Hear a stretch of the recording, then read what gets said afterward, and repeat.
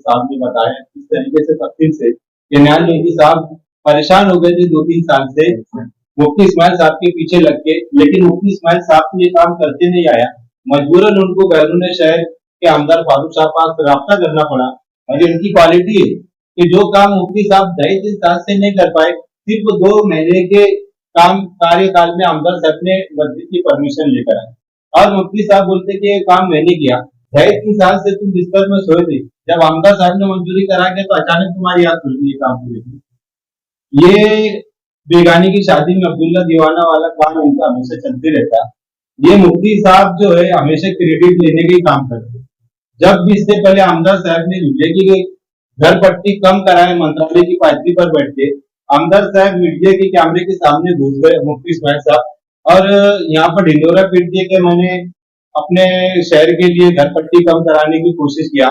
लेकिन यहाँ तो कुछ कम हुआ नहीं। आमदार साहब ने अपने दूल्हे के रहवासियों के लिए कम करा के लेकर आए। वहां पर भी आमदार साहब का क्रेडिट चोरने का काम मुफ्ती साहब कर रहे। अभी अमीन इशरत मस्जिद का काम आमदार साहब ने किया।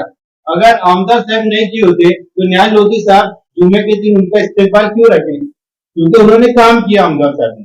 और ट्रस्टियान के ऊपर प्रेशर लाके दबाव लाके इस्तेकबालिया प्रोग्राम को और मुफ्ती साहब ने जो है कैंसिल करवाया और आनंद पालन में मीडिया वालों को बुला के क्रेडिट अपने नाम पे ले रहे मुफ्ती साहब।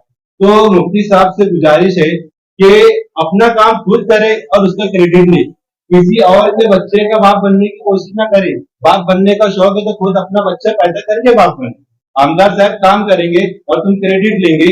ये गंदी राजनीति खत्म करो। शहर ने तुमको अक्सरियत वोट से जीत के दिया है। हर बुनियादी सहूलत को पूरी करना तुम्हारा फर्ज अकीदा है और मस्जिद मदारिस के सारे काम करना तुम्हारा हक है। लेकिन तुम काम तो करते हैं, सारा गांव तुमको जो है जंगल चुट्टा बोलता। अब तुम क्रेडिट चोर भी हो गए।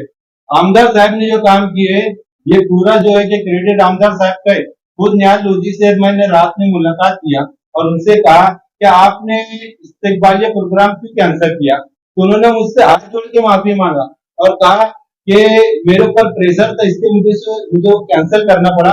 लेकिन मैं आमदार साहब का शुक्रगुजार, मैं धूले जाके उनसे माफी भी मांगूंगा और उनका शुक्रिया अदा भी करूंगा। तो न्याय लोधी साहब जो एक ईमानदार और अच्छे इंसान है, लेकिन कहीं ना कहीं किसी वजह से बेचारे खामोश है। और मैं मुफ्ती साहब से कहूंगा कि अगर आपने किए तो न्याय लोधी साहब से एक बाइट मीडिया के सामने लेकर आ जाए तो खुल्लम खुल्ला तुम्हारा नाम ले और आमदार साहब की क्रेडिट को कैंसिल करके बताए। क्या आमदार साहब फारूक साहब ने नहीं किए? ऐसा न्याय लोधी साहब से बुलवा के बता दें। नहीं तो हम बुलवा के बताएंगे कि वो इंसान ये कहेगा कि मुफ्ती साहब क्रेडिट चोरे, असल काम आमदार साहब ने किया। तो ये क्रेडिट की लड़ाई चल रही है दोनों आमदार फारूक साहब की तरफ से क्रेडिट की लड़ाई नहीं, आमदार फारूक साहब की तरफ से की लड़ाई है। मुफ्ती साहब की तरफ से क्रेडिट चोर की लड़ाई चल दोनों पार्टी के हैं, तो पार्टी लेवल पे मुफ्ती इस्माइल साहब से कुछ बात हुई आपकी पार्टी लेवल? नहीं, ये मामले में मुझे कोई बात नहीं है मुफ्ती साहब से, क्योंकि ये कल का ताजा वाकई है जुम्मे के दिन का।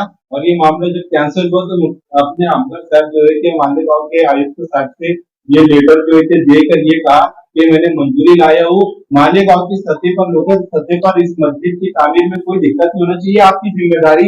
ये काम आयुक्त के सपोर्ट करके आमदार साहब चले गए। मुफ्ती साहब से ताल्लुक से कोई बात नहीं है आमदार साहब की, ना पार्टी के लेवल पे कोई बात नहीं।